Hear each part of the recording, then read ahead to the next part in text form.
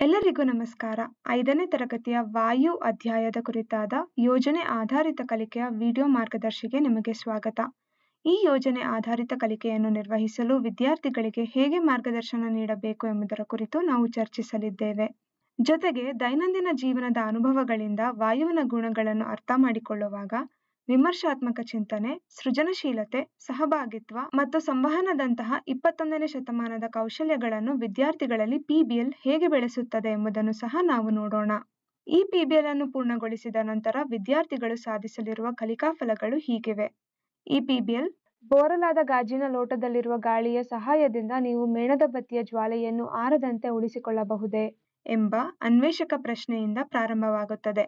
ಈ ಪ್ರಶ್ನೆಯು ವಿದ್ಯಾರ್ಥಿಗಳಲ್ಲಿ ಕುತೂಹಲವನ್ನು ಉಂಟುಮಾಡಿ ಅವರನ್ನು ಅವಲೋಕಿಸಲು, ವಿಶ್ಲೇಷಿಸಲು ಮತ್ತು ಪರಿಕಲ್ಪನೆಗಳಿಗೆ ಸಂಬಂಧ ಕಲ್ಪಿಸಲು ಪ್ರೇರೇಪಿಸುತ್ತದೆ. ಇದು ಆರಂಭದಿಂದಲೇ ವಿಮರ್ಶಾತ್ಮಕ ಚಿಂತನೆಯನ್ನು ಬೆಳೆಸಲು ನೆರವಾಗುತ್ತದೆ. ವಿದ್ಯಾರ್ಥಿಗಳು ತಮ್ಮ ಮೊದಲ ಚಟುವಟಿಕೆಯನ್ನು ಗಾಳಿಯಲ್ಲಿ ಆಕ್ಸಿಜನ್ನ ಇರುವಿಕೆಯನ್ನು ಅನ್ವೇಷಿಸುವುದರೊಂದಿಗೆ ಪ್ರಾರಂಭಿಸುತ್ತಾರೆ.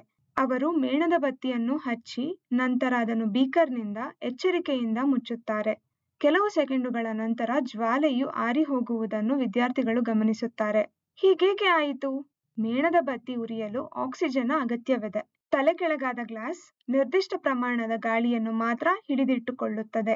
ಬೀಕರ್ ಹಿಡಿದಿಟ್ಟುಕೊಂಡ ಗಾಳಿಯಲ್ಲಿನ 21% ಆಕ್ಸಿಜನ್ ಬಳಕೆಯಾದ ನಂತರ ಜ್ವಾಲೆಯು ಉರಿಯಲು ಸಾಧ್ಯವಿಲ್ಲ. ಯಾವುದೇ ವಸ್ತು ಉರಿಯಲು ಆಕ್ಸಿಜನ್ ಅತ್ಯಗತ್ಯ ಎಂಬ ಸಿದ್ಧಾಂತವನ್ನು ಪ್ರಾಯೋಗಿಕವಾಗಿ ಅರ್ಥ ಮಾಡಿಕೊಳ್ಳಲು ಈ ಚಟುವಟಿಕೆ ಸಹಾಯ ಮಾಡುತ್ತದೆ. ಈ ಚಟುವಟಿಕೆಯು ವಿಮರ್ಶಾತ್ಮಕ ಚಿಂತನೆ, ಸೃಜನಶೀಲತೆ ಮತ್ತು ಸಂವಹನದ ಕೌಶಲ್ಯಗಳನ್ನು ಒಳಗೊಂಡಿರುತ್ತದೆ. ಎರಡನೇ ಚಟುವಟಿಕೆಯಲ್ಲಿ ಗಾಳಿಯು ಹೇಗೆ ಜಾಗವನ್ನು ಆಕ್ರಮಿಸುತ್ತದೆ ಎಂಬುದನ್ನು ವಿದ್ಯಾರ್ಥಿಗಳು ಅನ್ವೇಷಿಸುತ್ತಾರೆ. ಇದಕ್ಕಾಗಿ ಉಪ್ಪು ಅಥವಾ ಸಕ್ಕರೆಯನ್ನು ಹೊಂದಿರುವ ಒಂದು ಬಾಟಲಿಯ ಮುಚ್ಚಳವನ್ನು ನೀರಿನ ಮೇಲ್ಮೈ ಮೇಲೆ ಇರಿಸಿ ಅದರಲ್ಲಿರುವ ಉಪ್ಪು ಅಥವಾ ಸಕ್ಕರೆ ಒದ್ದೆಯಾಗದಂತೆ ಮುಚ್ಚಳವನ್ನು ಬೀಕರ್ನ ತಳಕ್ಕೆ ಸಾಗಿಸುವ ಪ್ರಯೋಗ ಮಾಡುತ್ತಾರೆ. ಅವರು ನೀರಿನಲ್ಲಿ ತೇಲುತ್ತಿರುವ ಮುಚ್ಚಳದ ಮೇಲೆ ತಲೆಕೆಳಗಾದ ಗ್ಲಾಸ್ ಅನ್ನು ಇಟ್ಟಾಗ ಅದರಲ್ಲಿನ ಉಪ್ಪು ಅಥವಾ ಸಕ್ಕರೆ ಕರಗದೆ ಮುಚ್ಚಳ ಬೀಕರ್ನ ಕೆಳಭಾಗವನ್ನು ತಲುಪುತ್ತದೆ. ಇದು ಬೀಕರ್ ಹಿಡಿದಿಟ್ಟುಕೊಂಡಿರುವ ಗಾಳಿಯು ನೀರನ್ನು ತಳ್ಳಿ ಮುಚ್ಚಳವು ಬೀಕರ್ನ ತಳ ತಲುಪುವಂತೆ ಮಾಡಿತು ಎಂಬುದನ್ನು ತೋರಿಸುತ್ತದೆ.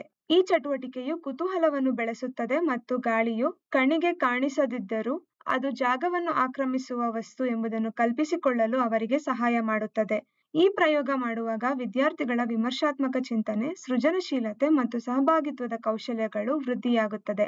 ಈ ಚಟುವಟಿಕೆಗೆ ಸಂಬಂಧಿಸಿದ ಸ್ವಾವಲೋಕನ ಪ್ರಶ್ನೆಗಳನ್ನು ಉತ್ತರಿಸುವಾಗ ವಿದ್ಯಾರ್ಥಿಗಳ ಪರಿಕಲ್ಪನಾ ಜ್ಞಾನ ಹೆಚ್ಚಾಗುತ್ತದೆ ಹಾಗೂ ಅವರ ವಿಮರ್ಶಾತ್ಮಕ ಚಿಂತನೆ ಮತ್ತು ಸಂವಹನದ ಕೌಶಲ್ಯಗಳು ವೃದ್ಧಿಯಾಗುತ್ತವೆ. ಕೊನೆಯಲ್ಲಿ ವಿದ್ಯಾರ್ಥಿಗಳು ಮತ್ತೊಮ್ಮೆ ಅನ್ವೇಷಕ ಪ್ರಶ್ನೆಗೆ ಹಿಂತಿರುಗಿ PBLನಿಂದ ತಾವು ಕಲಿತ ಜ್ಞಾನದ ಆಧಾರದ ಮೇಲೆ ಅದಕ್ಕೆ ಉತ್ತರಿಸಲು ಪ್ರಯತ್ನಿಸುತ್ತಾರೆ. ನಿಮಗಾಗಿ ಈ ಪ್ರಶ್ನೆಗೆ ಒಂದು ಮಾದರಿ ಉತ್ತರವನ್ನು ಇಲ್ಲಿ ನೀಡಿದ್ದೇವೆ.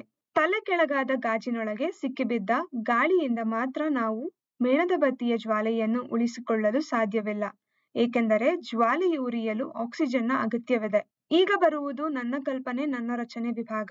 ಈ ಜಾಗವು ವಿದ್ಯಾರ್ಥಿಗಳಿಗೆ ತಮ್ಮ ಆಲೋಚನೆಗಳು, ಪ್ರಶ್ನೆಗಳು ಮತ್ತು ಕಲಿಕೆಯನ್ನು ವ್ಯಕ್ತಪಡಿಸಲು ಅವಕಾಶ ನೀಡುತ್ತದೆ.